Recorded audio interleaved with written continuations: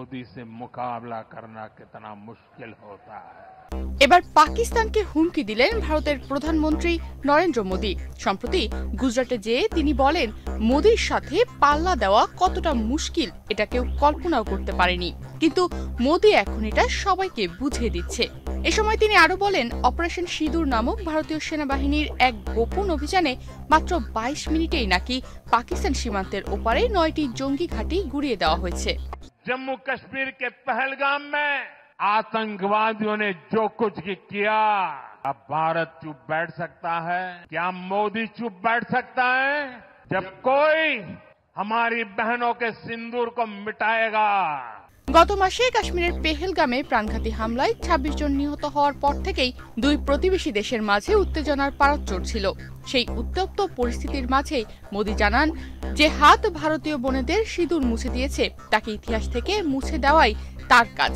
Operation সিঁদুর শুধুমাত্র একটি সেনা অভিযান নয়, এটি ভারতের আবেগ, ভারতের মূল্যবোধের প্রতিফলন। आतंक फैलाने वालों को सपने में भी सोचा नहीं होगा मोदी से मुकाबला करना कितना मुश्किल होता है। মোদী আরো বলেন, তাদের সেনারা এমন কিছু করেছে যা গত কয়েক দশকে বিশ্ব দেখেনি। তারা সীমান্তের ওপারে চালিত 9টি বৃহত্তম সন্ত্রাসী ঘাঁটির অবস্থান শনাক্ত করে মাত্র 22 মিনিটে সেগুলোর অস্তিত্ব মুছে দিয়েছে। তিনি আরো দাবি করেন, এই অভিযানে পাকিস্তান সেনাবাহিনীরও জবাব দেওয়ার চেষ্টা ব্যর্থ হয়েছে।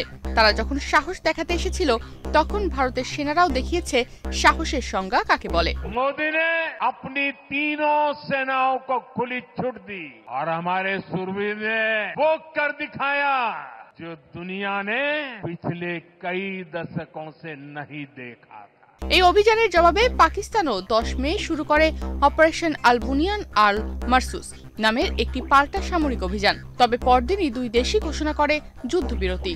গুজরাটে তার সফরে দেখা যায় রাজপথে থেমে থাকা মানুষের ঢল, যারা তার গাড়ি বহরে ছুটছেন গাঁদাফুল, ঢাকঢোল বাজিয়ে স্বাগত জানাচ্ছেন মোদীকে। এই মুহূর্তে দুই দেশের মধ্যে যুদ্ধ ঘোষণা না থাকলেও বাস্তবতার ময়দানে লো ইন্টেন্সিটি কনফ্লিক্ট বা নিম্নমাত্রার যুদ্ধ পরিস্থিতি স্পষ্ট। যে কোনো মুহূর্তে পরিস্থিতি নিয়ন্ত্রণের বাইরে চলে যেতে পারে যদি কূটনীতি হাল না ধরে। বিশ্লেষকরা বলছেন, এই ঘটনাগুলো 2025 সালে উপমহাদেশের ভূ রাজনীতিতে এক নতুন উত্তেজনার সূচনা করতে পারে।